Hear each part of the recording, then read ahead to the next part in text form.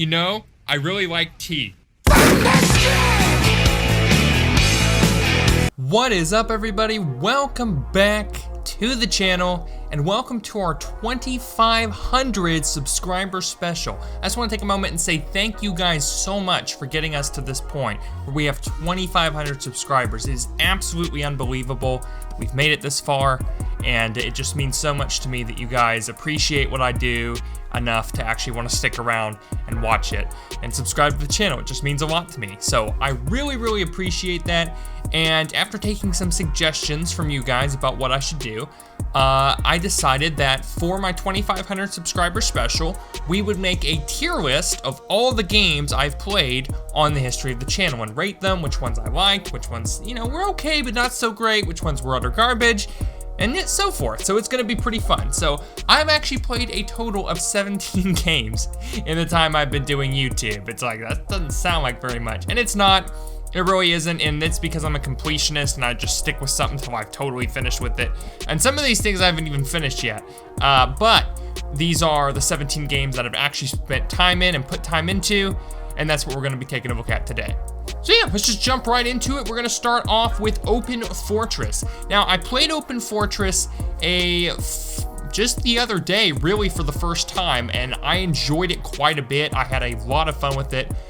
There was nothing like super in-depth about it. It was just one of those games that you jump into, you join a server, you pick up a gun and start shooting, you learn as you go along. Very basic, but very fun gameplay. It was very reminiscent of Team Fortress Classic, mixed with Team Fortress 2, and I don't know, I could even see maybe a little bit of Counter-Strike inspiration in there. So it was very fun. I definitely had a great time with it, but I don't feel like I played it enough to give it a solid rating. I only played it for about an hour or so. So we're just gonna chuck it over here in the NA tier for the moment. Okay, so Death Trips. Now this is like a short little troll game that somebody made and put on itch.io, which I played for an April Fool's Day joke. It was definitely a kind of a goofy, fun little game for what it was worth, but it wasn't anything like super amazing or special or whatever, so I'm just gonna put it in like C tier for average. Okay, so moving on to Agents of Mayhem. Again, this is a series I just recently started. I only did one live stream of it. Based off of first impressions, I would say that this is a really good game. I've enjoyed it a lot, and I would probably put it in B tier. But since I only play it a bit, I would probably put it in A tier for now, just because I've barely spent any time with it at all. And I'd probably do the same with Open Fortress if I was to choose a tier. I would probably put it in like B tier, but I haven't spent enough time with it. I don't want to give it its own rating. So FranBono, now this was a series I started quite a bit of a while ago. It was almost a year ago on the channel. And it was after we did DokiDoki Literature Club, and for what it was worth, it was an okay game. For various personal reasons that I don't want to get into, I never finished the series on it. We only did like two parts, and I know there was still quite a bit of ground left to cover. It was okay as far as your little puzzle game. It was kind of weird. But yeah, it was just kind of an average game. I would just put it in C tier because it was okay, but it was nothing like super crazy or special about it. Five Nights at Freddy's. Now this is interesting. Here's the thing with Five Nights at Freddy's. I really enjoyed playing it, even though it was really scary, but you know, even though it's not really the kind of game I like to play, I did have a fun time with it. It was definitely very basic and wonky, but then again, it was just kind of an indie game made by one dude who just kind of blew up after that and got really popular. So, you know, it's an okay game, but it's like nothing super special. I feel like I'm putting everything in the C tier, which is why I don't want to put this in here, but honestly, it feels like a C tier game. Now, Five Nights at Freddy's 2.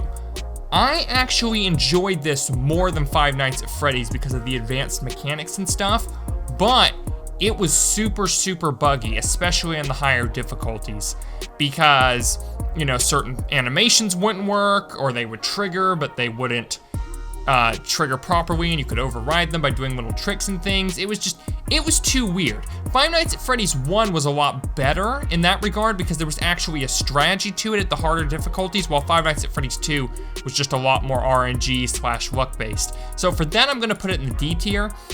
Even though I enjoyed it more, I would say, than Five Nights at Freddy's because it had some cool extra stuff, the bugs and stuff, I'm gonna put it in D. Okay, so DokiDoki Literature Club. Now, this is a really cool game. It's a visual novel, it's free to play, but I don't know, it's got a really cool story, it's got neat characters, there's a lot of neat stuff you can do in it. It's really kind of a very goofy game, I would say, but at the same time has some really serious undertones and just some really cool parts. I love the story, I love the characters of it.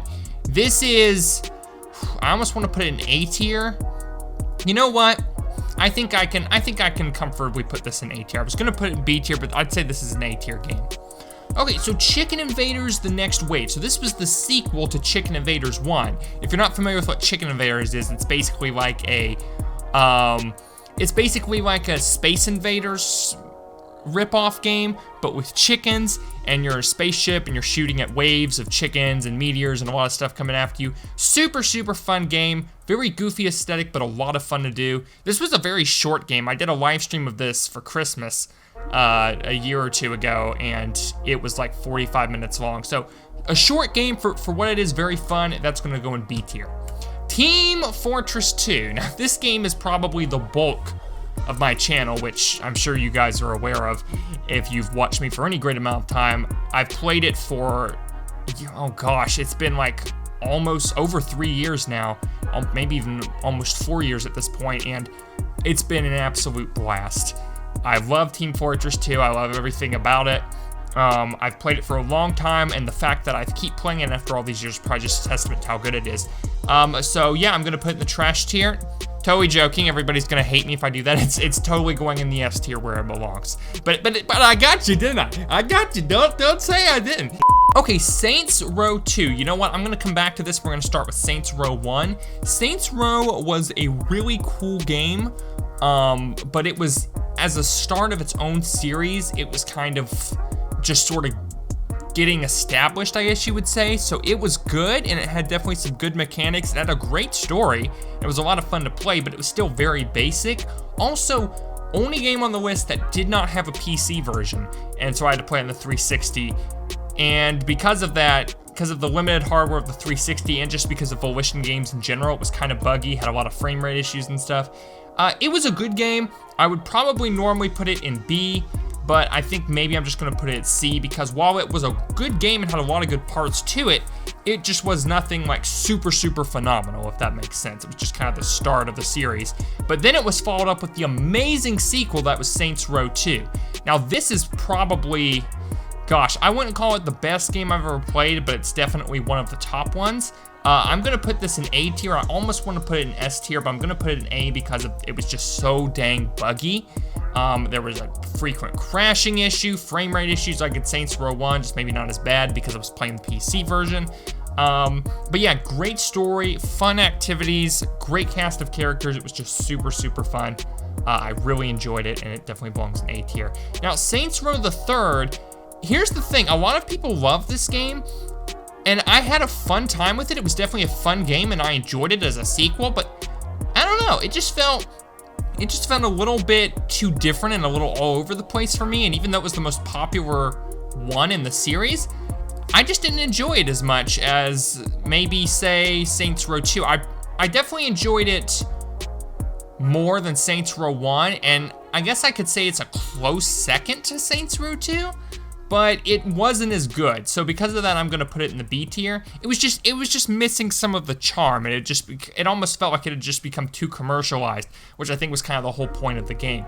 Now, Saints Row 4, this is probably gonna surprise a lot of people. I actually enjoyed this game more than Saints Row the Third. Now, not a whole lot more, but definitely more. I didn't enjoy it as much as Saints Row 2, but it was more fun to me. I enjoyed the whole alien and the sci-fi matrixy aspect.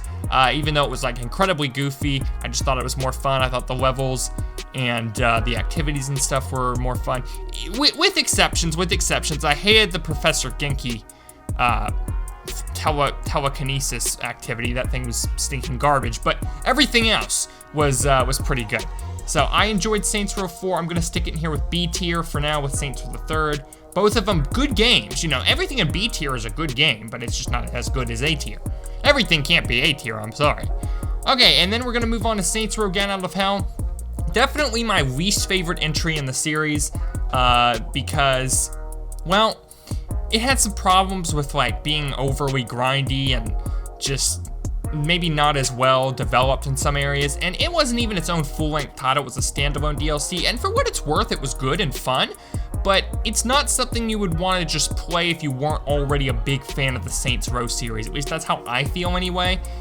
Otherwise, you wouldn't really get a whole lot of its appeal, and it would just be kind of, I don't know, maybe stagnant. It just wouldn't have anything like super charming that would draw you in unless you were already a fan of the series. This whole DLC standalone epilogue felt more like fan service than, you know, like its own kind of game to appeal to everybody. So for that, I'm gonna stick it in C tier. Okay, so now we're gonna take a look at Do You Copy? Now this was a short little game I played during a stream back near Halloween. It was actually planning to play it on Halloween night, but I got sick, and so I had to move it until about November the 4th or something like that. And it was a good game. It was a short little game about being in a tower and having to help guide a hiker, but there's this critter in the woods and stuff like that. It was kind of like Firewatch, which I've never played but have seen online. It wasn't really like anything like Firewatch, but it had some of the same sort of being in a tower vibes. And yeah, it was cool for what it was. It was kind of a short little indie thing. It was very similar in that way to Death Trips, just not so trollish. C tier. C tier's fine for this. Okay, so now we're gonna take a look at Fortnite Battle Royale. And if you guys have followed the channel, you'll know I used to play quite a bit of this game back in the day. And I did a full-length series on this. I played it during when I first started doing a series on it, it was like right at the end of season 3. So a couple episodes were that. Then we had season 4, which I played a little bit of. Never bought the battle pass until season 5 when I got serious about it. I bought the battle pass, was trying to get to level 100. I got to like 49 or 50 or something, and then I gave up because I was like, I'm never gonna make it. So season 6, didn't play it all, and then season 7, I played nothing else on the channel for like 2 months. I grinded the stink out of this game for hours and hours every day, and I finally hit max level at season 100, got the battle pass maxed out, got all the challenges done. And, you know, I spent a lot of time on it. And then after that, I never played again because as far as I was concerned, I was done. Now, what do I think about it? Well, Fortnite Battle Royale is a very fun game for maybe about a week. And then it just gets kind of boring. And that was how it was back then. I don't know how it is now, but based off of what I've seen, it looks kind of the same, like the same core gameplay loop is there. And that was the problem. The core gameplay loop just got very stagnant after a while because it was the same old thing. Drop in, gather loot, shoot people, rinse and repeat. You know, even with the varying game modes and stuff, which was fun, it was just more or less all the same thing. And I don't know.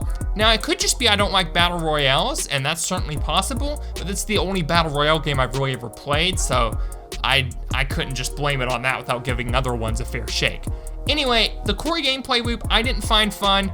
I didn't think it was super enjoyable for the most part. It was okay, but it was never something I would just play again. Now that I've finished it, I would never be interested in picking this back up. So we're just gonna stick it in the D tier for now. Okay game, but core gameplay loop gets really stale. Fortnite Save the World. Now this is a game mode like Fortnite Battle Royale. This was the original Fortnite, which is basically a tower defense mode with some RPG elements where you're fighting off zombies that are attacking your bases.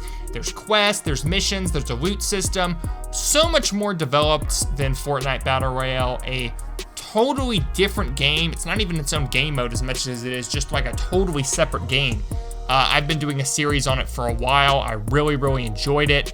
And I think it's an excellent game. Very underrated. I wish it had a bigger fan base and more people playing it, and more attention from the developers. And even with the little attention it gets, it's still a very good game, and I would really recommend anybody play it.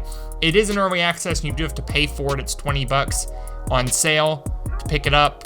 Definitely worth it. I actually paid $40 for it because I didn't get it on sale. Still got way more than my money's worth out of it. I would say it's an A tier game. I think that's very fair to say. Okay guys, so I went back and was editing the video, and I'm so embarrassed. I totally forgot a very important game that we played before, Undertale. How on earth could I forget Undertale? I know it's shameful. There's probably 1,000 of you that have been writing a comment right this second. Yes, you forgot Undertale. So anyway, here's Undertale. I played Undertale. I think it was like late last year. I did a series on it. I played both Pacifist, Genocide, and Neutral, and it was a excellent, excellent game. It had such a cool story, a great cast of characters. Genocide was very hard in the 2 boss battle scenes with Sans and Undyne, but it was an incredible amount of fun. I had a great time with it. Almost want to put it in S tier, but I think A tier is where we'll put it for now. A great game, an indie gem, a classic, should really check it out. Another old game that I forgot to include, was actually the second series I've ever done on the channel, was Lego Indiana Jones Adventures. This was like a Flash game that was made way back when I was like 7 or 8 years old, so I'm thinking like 13 years ago. Man, I'm getting old. But it was a Flash game. It was basically a promotion for the new Lego Indiana Jones sets. It was just something you did. It was a side-scrolling game that you interacted with your mouse. Very simplistic, but a lot of fun. It's long since been taken down, but I found it on an old archive-style website. We played it. We did a 4-part series on it. Still to this day, the only YouTuber who's ever done a Let's Play of this game, as far as I'm aware.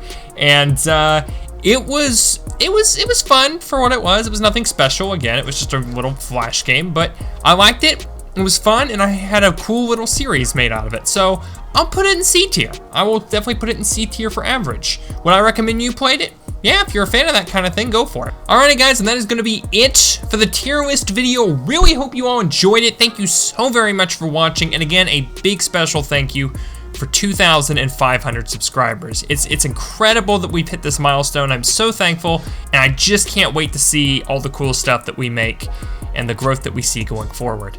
But yeah, a big special thank you to our T-Squad Plus premium channel members, Spike, Alien Force, Quinn Nave, Big Din, Patchu 07, and Snooze. Big thank you to these guys for supporting us on a monthly basis. You guys definitely help make the dream possible.